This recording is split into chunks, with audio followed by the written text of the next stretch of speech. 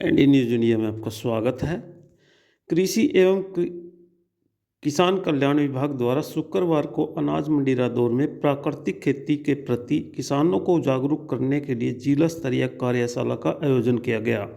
इस कार्यक्रम में कृषि एवं किसान कल्याण, बागवानी, पशु पालन व मत्स्य पालन मंत्री श्याम सिंह राणा ने बतौर मुख्य अतिथि शिरकत की। यहाँ पहुँचने पर कृषि विभाग के अधिकारियों ने मुख्य अतिथि का पुष्प गुच्छ देकर स्वागत किया।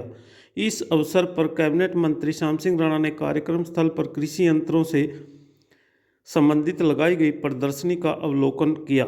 जिला स्तरीय कार्यशाला में उपस्थित किसानों को संबोधित करते हुए कृषि एवं किसान कल्याण मंत्री श्याम सिंह राणा ने कहा कि रासायनिक खादों व कीटनाशकों के अत्यधिक प्रयोग से भूमि पर प्रतिकूल असर पड़ रहा है तथा पर्यावरण भी प्रदूषित हो रहा है। उन्होंने कहा कि प्राकृतिक खेती अपनाकर हम भूमि की गुणवत्ता में सुधार ला सकते हैं। उन्होंने कहा कि प्राकृतिक तौर पर उगाई गई फसलें ज़्यादा स्वास्थ्यवर्धक होती हैं तथा बाजार में उनकी कीमत भी अधिक मिलती है। वहीं पत्रकारों द्वारा पूछे गए सवाल पर कृषि मंत्री राणा ने कहा कि प्रदेश में पशुओं के उपचार के लिए पुराने अस्पतालों को ठीक किया जा रहा है और अस्पतालों की ज़रूरत है उसका सर्वेक्षण किया जा रहा है ताकि पशु प्रोत्साहन को बढ़ावा मिले। और क्या कुछ बोले कृषि मंत्री श्याम सिंह राणा, सुनिए। सेम है, जहाँ जहाँ वो सेम को ख़त्म करना, एक फसलों का लिए पानी का बचाव करना, पानी बचाना, एक पोल्यूशन पर्यावरण को बचाना, 3 मुद्दों पे थी। बाकी अब यहाँ जो आज ये हमारे किसान भाई इकट्ठे हुए थे, प्रदर्शनी भी थी, औजारों पे सब्सिडी सरकार दे रही है जिन पे, और उनकी गुणवत्ता के आधार पे उनका प्रदर्शन करें। आज किसान काफ़ी प्रभावित हुए उस बात से भी। तो आज का तो यही था भी, जो जानकारी मिलती है किसान को, या तो वो पढ़े या फिर सुने। ऐसे ऐसे प्रोग्रामों से फ़ायदा बहुत होता है, क्योंकि आम साधारण आदमी भी बात सुन के उसके ध्यान में आ जाती है। प्राकृतिक खेती की तरफ लोग बढ़ रहे हैं।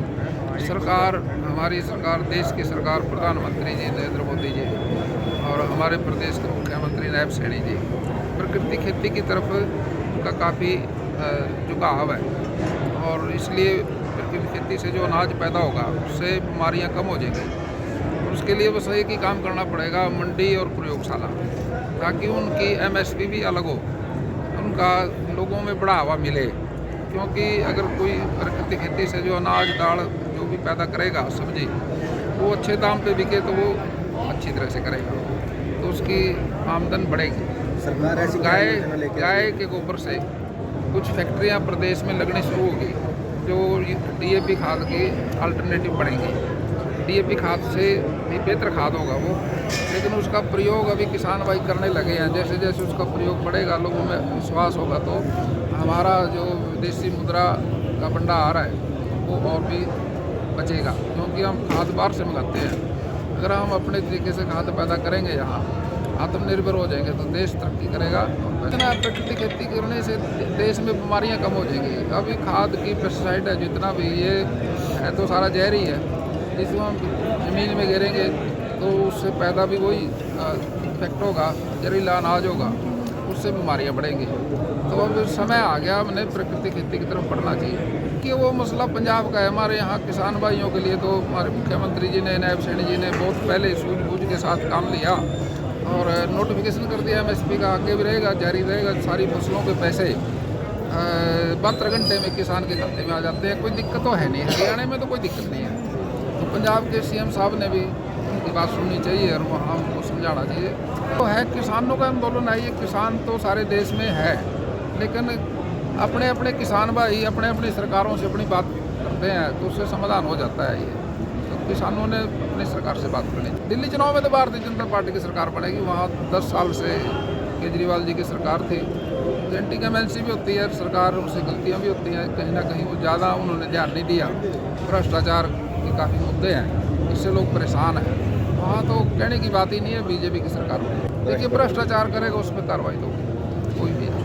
राणा जी, आज कृषि मेला था जी, तो ऐसे रादौर में जैसे या पूरे हरियाणा की बात करें, लोग पशुओं को पालने में नाकाम, मतलब मोह भंग हो रहा है किसानों का पशुओं की तरफ से।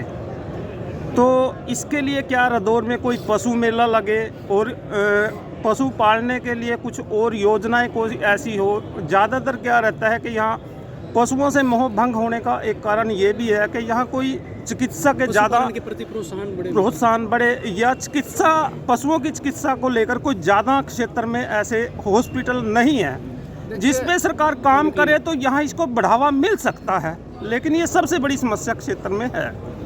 जब पशुओं का काम जो है हम ग्रामीण क्षेत्र में शुरू से करते आए। देखो ये है तो मेहनत का काम, ये तो है नहीं भी मेहनत नहीं है इसमें, क्योंकि पशुओं के साथ बंध के काम करना हमारे पूर्वज तो कर लेते थे। अब थोड़ा सा जो अगली पीढ़ी आई है वो उसकी तरफ कम ध्यान देती है। और लेकिन हम समझते हैं अभी पशुधन तो जरूरी है। देसी गाय की बात करती है जिससे खेती से जुड़ा है काम भी है। हम समझते हैं अभी प्राकृतिक खेती के साथ साथ हमारे गाय का महत्व है और उसमें दूध का दूध और फसल की फसल।